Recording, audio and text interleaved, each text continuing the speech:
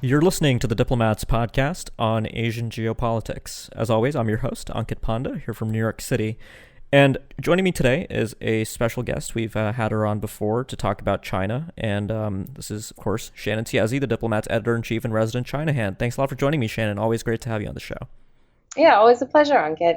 Well, I'm sure our listeners know why we have you back on, because China's most important foreign policy event of the year, arguably, the Belt and Road Forum 2.0, the second edition of the conference that first took place in 2017, just concluded in the final days of April. And a lot's changed, right, about just the way in which this initiative, which is obviously Chinese President Xi Jinping's signature foreign policy initiative, elevated at the 19th Party Congress to the CPC Constitution, the way it's perceived around the world and in the Asian regions, certainly. So some 5,000 delegates from more than 150 countries, including 36 world leaders, came to China to listen to what Xi Jinping had to say about the Belt and Road and about possible opportunities for their countries. There were sort of agreements and memorandums of understanding signed on the sidelines.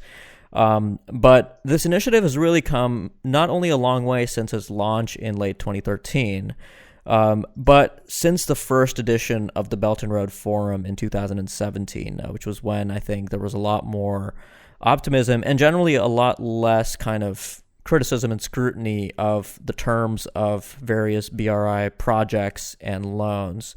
So Shannon, I guess the place to begin our discussion is to look at, I think, what's changed between these two forums. I mean, obviously Xi Jinping delivered remarks here, and I think people took a slightly different kind of tack about based on what she had to say this time. But when you look at what just happened at the Belt and Road Forum, how do you see it having changed from its first iteration in 2017? Well, I think as much as China strenuously denies the whole narrative of debt trap diplomacy and is always saying, that's not what's happening. Countries like Sri Lanka were not responsible for the vast majority of their debt. You can't blame that on us. They are taking this criticism to heart, and I think we saw that reflected in this year's Belt and Road Forum. After 2017, China had promised over $100 billion in funding for Belt and Road projects, like sort of the astronomical eye-catching number that came out of it. This time, and it's going to sound a little bit ridiculous to say that this is, less, but relatively speaking, it is much less, $64 billion. And these were pretty much bilateral funding deals. You didn't see the sort of rollout of huge multilateral Belt and Road specific funding mechanisms that we had seen in 2017. And I think part of this is a very real reaction to the criticisms that China has been getting for dropping other countries in potentially unsustainable debt. But I think it's also partially a recognition of China's own domestic financial situation. You have always had voices in China saying that, running up debt tallies that we know these other countries can't repay, that's not only bad for them, it's bad for us because we're not going to get repaid. And yes, you might be able to weasel out control of a port as we saw in Sri Lanka, but ultimately, that's billions of dollars that you've essentially just written off. And that's not sustainable for China as its external currency reserves are starting to lower. And that's a trend we've seen happening, particularly in these past 2 years since the previous Belt and Road Forum. So there is a shift away from, essentially just throwing money at a bunch of projects and seeing what sticks, which seemed to be kind of the previous MO. The question, of course, is if the Belt and Road is something other than China ponying up billions of dollars in infrastructure funding, what is that? And that's never really been clearly defined. And so that's going to be interesting to see is if China really is trying to move away from this model, is it going to be essentially the same model, but on a smaller scale with more sustainable lending requirements?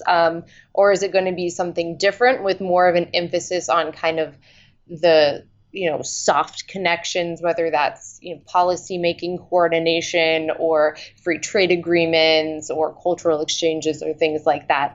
So yeah, definitely presuming that there is a third Belt and Road Forum, looking at how it changes between now and then is going to be really interesting.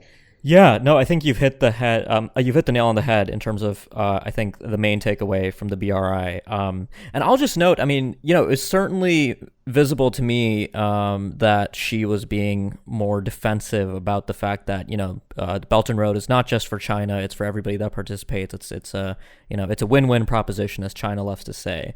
But I've actually sort of I think this has been a long time coming. In fact, almost exactly 1 year before the second Belt and Road Forum at the Boao Forum for Asia last year, when she delivered his opening remarks, I remember watching those live, and what was really striking is that I think that might have been the first time that she used sort of a major speech to gathered world leaders and dignitaries to explicitly make the case that China's sort of economic outreach didn't have geopolitical designs, and of course that message is carried through now to the second BRI. And it's interesting too to watch what the United States has been doing on the sideline. I mean, the State Department produced this kind of strange video pointing out Very strange. Yeah, I don't know who it was actually for. So for listeners, the State Department's Bureau of Information released this video that was just published on YouTube, warning YouTube viewers, I guess, to not fall into China's debt traps, as if finance ministers of various countries procrastinate their day jobs on YouTube watching State Department produced videos.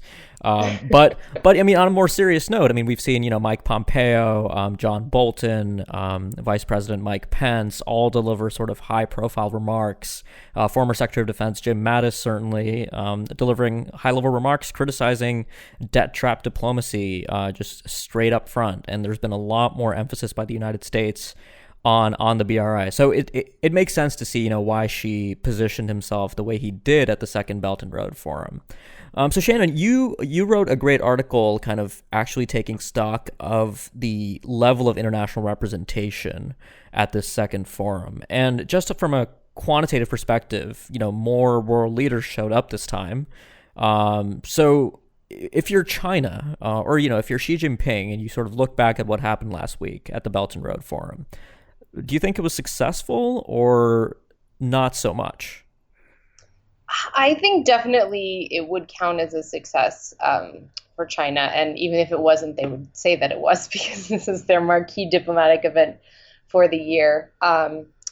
China just traditionally puts a lot of stock in these numbers. So being able to say, and they kept saying that they had heads of state and government from 37 countries attend, which I guess is technically true if you're counting Xi Jinping. But as I wrote in my article, when they actually gave the list of countries, they had included Indonesia as one of the 37, and Indonesia sent its vice president, not President Widodo. So that's how the diplomat wound up with our count of 36. And that's an increase over the 29 that attended the last Belt and Road Forum. In terms of the number of countries who have signed MOUs on the Belt and Road, we're over like 160 at this point. So, in terms of the raw numbers, just the general list of countries who are showing their interest in various ways, I think it's definitely a success. But at the same time, kind of counterintuitively, as this is garnering increased interest from around the world, there's also some increased skepticism and some pushback. And I wrote about this in the magazine, this month's issue of the Diplomat magazine. I think there's a tendency to confuse the two and say, okay, because countries like Malaysia and Pakistan might be a little more critical of the deals that have been signed with China in the past, they are backing out of the Belt and Road. And that's not true. That's taking it too far. They're trying to renegotiate these deals. They're saying, we're still interested in participating. We don't think our previous government, for whatever reason, got the best deal that they could have gotten. In Malaysia in particular, there are a lot of questions over corruption. The previous Najib's government and its relationship with the 1MDB scandal that may have been tied into inflating some of these project costs with China. But they're renegotiating, right? They're not completely pulling out of the Belt and Road. And so I think what we're going to see moving forward is a China that's a bit more cautious about throwing out these massive loans, and also recipient countries that are a little more cautious about accepting them, and a little more careful about what the terms are, because they know that is going to bring potentially domestic backlash at home. And, Kenya was a good example of this. all over the Kenyan media, you had these reports that the terms of the loan that China had provided for building the standard gauge railway meant that Kenya might have to give up control of Mombasa port to China if it was unable to repay them. And there were a lot of denials from the Kenyan government, but they have also, even though they promised to release the documents, they haven't released the documents. So they haven't disproven this theory either. Their president actually went to the Belt and Road Forum. The reports were he was hoping to get money to extend that railway even further, and he didn't get it.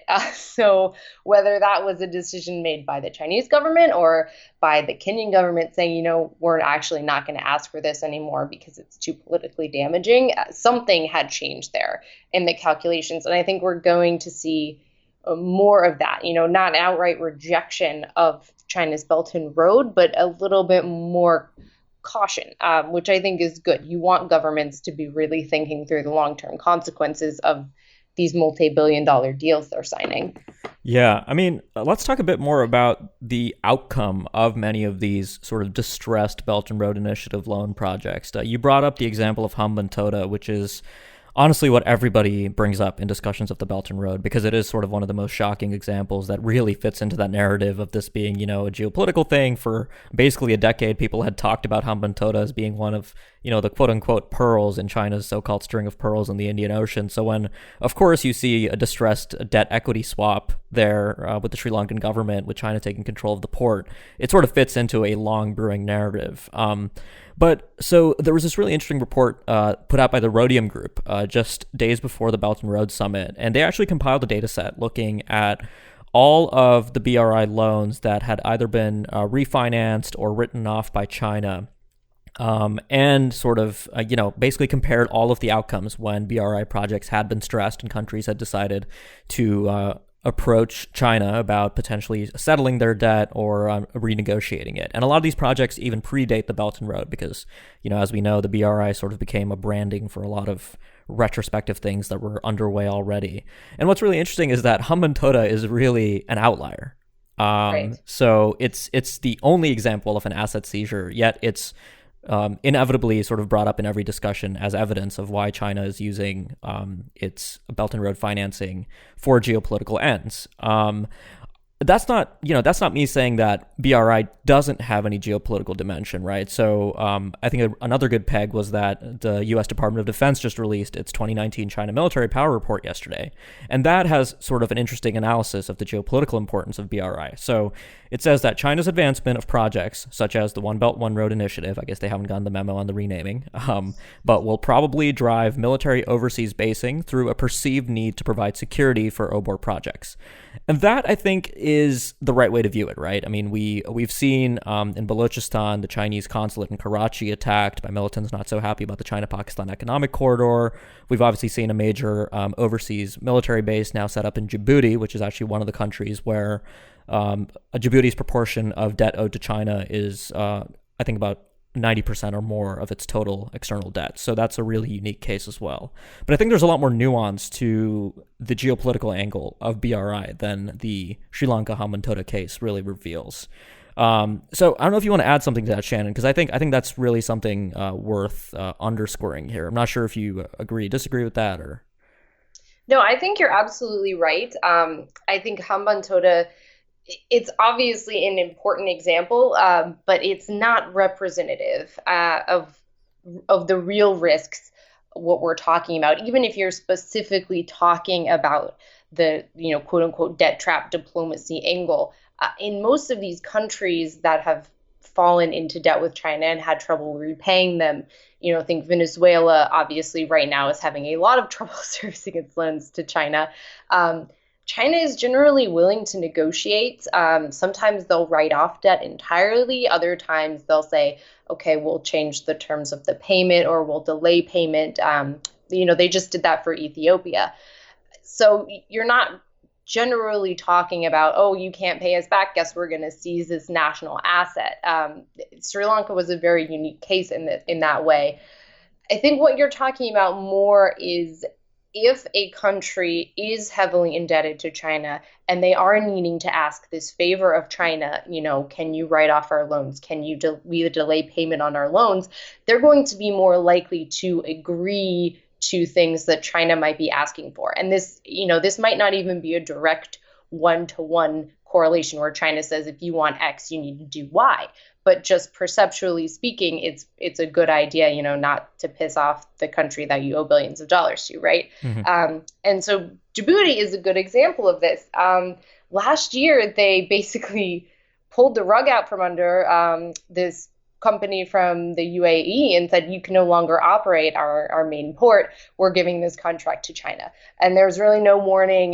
This is now the subject of a court case because the UAE company is fighting it, saying, we met all the requirements. We don't understand why our contract was annulled. And that's more the sort of thing you're talking about, is China may have signaled to Djibouti, hey, it'd be really nice if we could have operation of this port. And because Djibouti, as you said, is so heavily indebted to China in particular, their government may have decided, yeah, sure, why not? It doesn't matter to us who operates this port as long as someone operates it. So I think that's more what you're talking about in terms of the impact. It's not going to be, national assets in particular, leaving the control of a government the way we saw in Hambantota. The military basing angle is really interesting. There have been reports for a long time linking, Gwadar Port, for instance, it's always kind of been assumed that eventually that's going to wind up being some sort of Chinese military base, although, China has always denied that. There have been a lot of reports about various countries in Africa that could wind up hosting Chinese military bases. So far, China's been pretty cautious about this. They opened their one in Djibouti, but they refused to call it a military base. It's a military support facility, and it's very specifically aimed at, in China's explanation, providing service for the UN anti-piracy mission they're engaged in. And that really doesn't translate well to opening up a base anywhere else. So they're going to have to broaden China's own definition of what these overseas military installations' purpose is and function is, if they're going to add into this network. And that's not to say that can't happen. And, in the future, I think we probably will see that.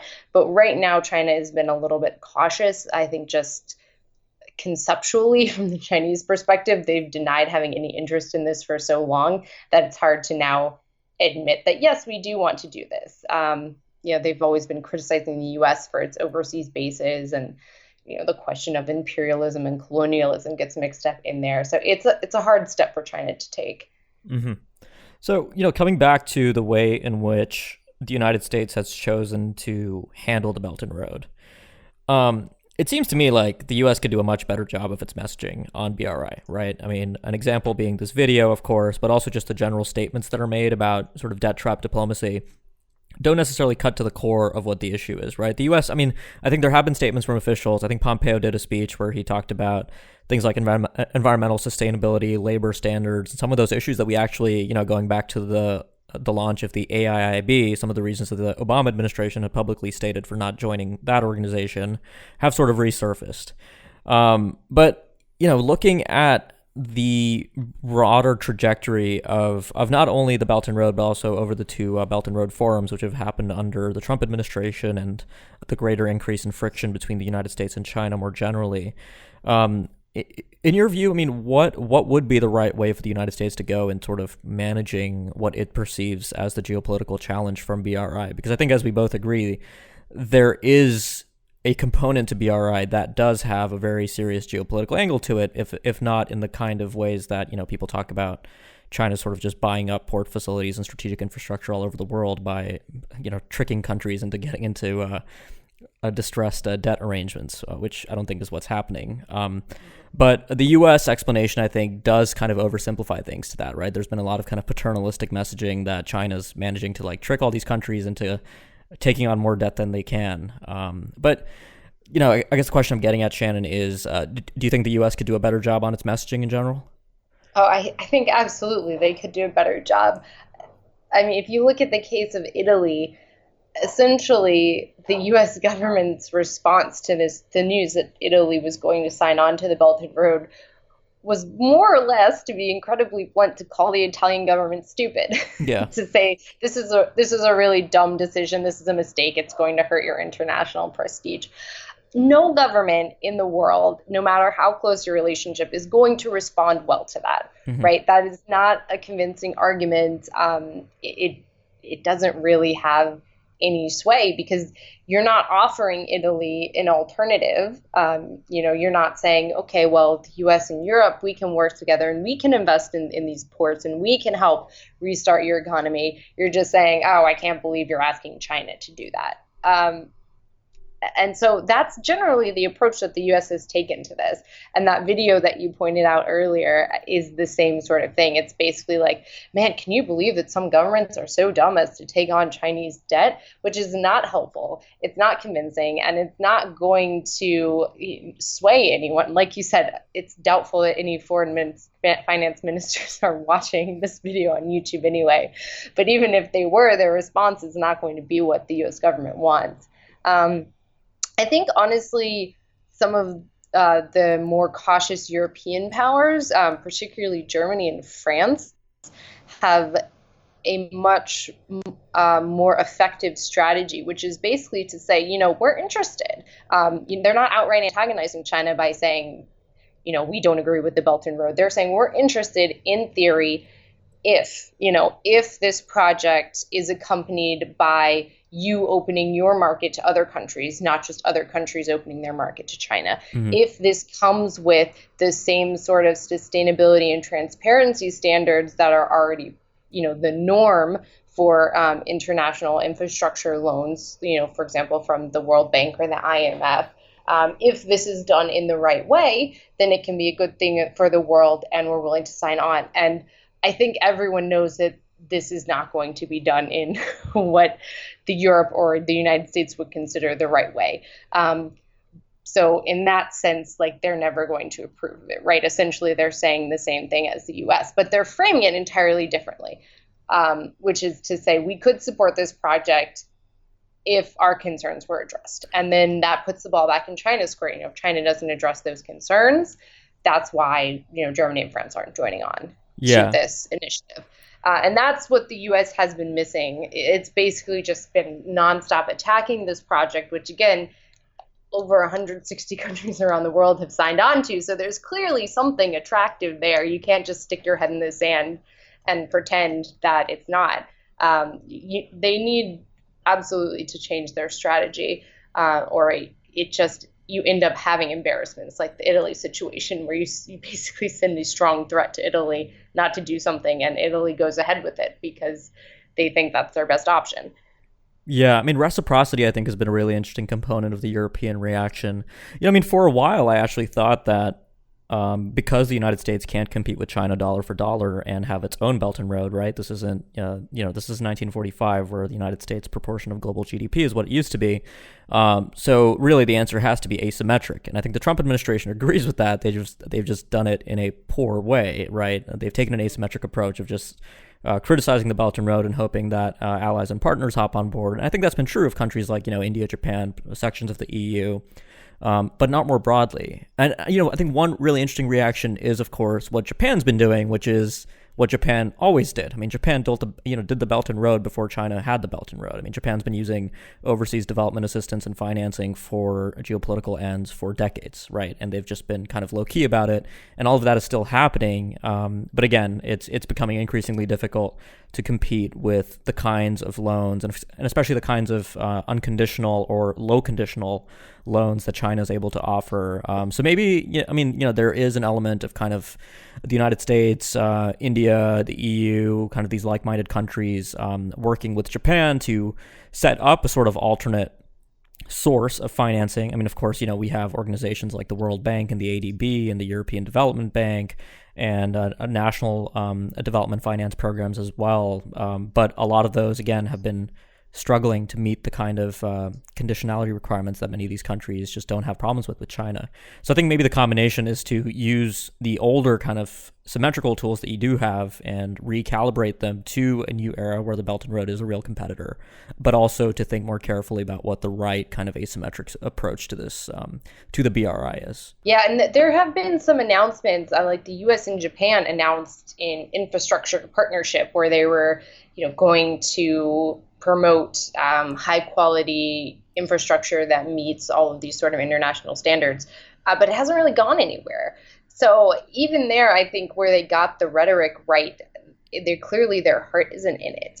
So I think Washington needs to revisit some of these proposals that it's already made that lets it cooperate with partners who have similar concerns about the Belt and Road so that you can offer a viable alternative instead of just telling countries don't take on Chinese debt. You can provide them with some other way of getting the funding they need to develop their economies.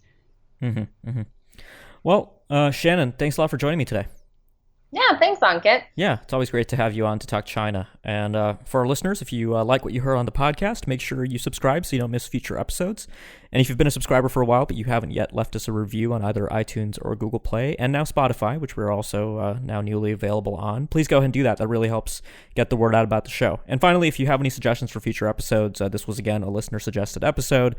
Just feel free to email me or reach out to me on Twitter, and I'm happy to take your suggestions into consideration. So thanks a lot for listening to the Asia Geopolitics podcast, and we'll be back next week with more.